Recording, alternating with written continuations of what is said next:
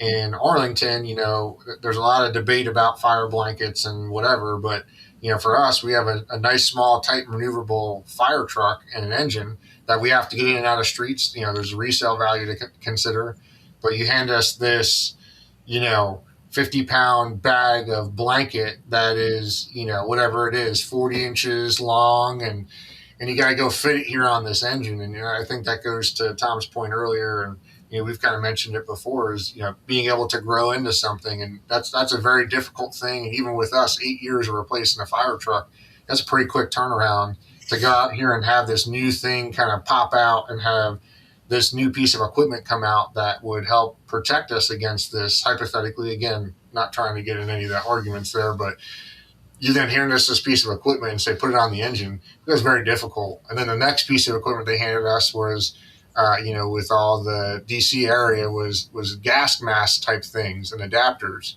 And those things are pretty small. And that was another thing we're like, where are we going to put this? And as even in that 8-year time frame, as things kind of come up and, with union negotiations and equipping, they start handing equipment out to this apparatus committee and say, all right, put it on the fire truck. We're 5 years past pre-engineering now, and now you're playing the game of what are we going to move around and how are we going to move stuff.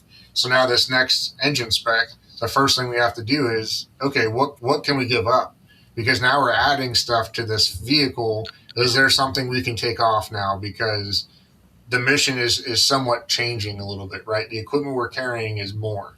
So how do we can't just keep adding, because now we're going to get out of the dimensions of being a maneuverable fire truck of what our mission is of this vehicle. So I think there's that give and take, and that's when we talk about, speccing a fire truck and walking away.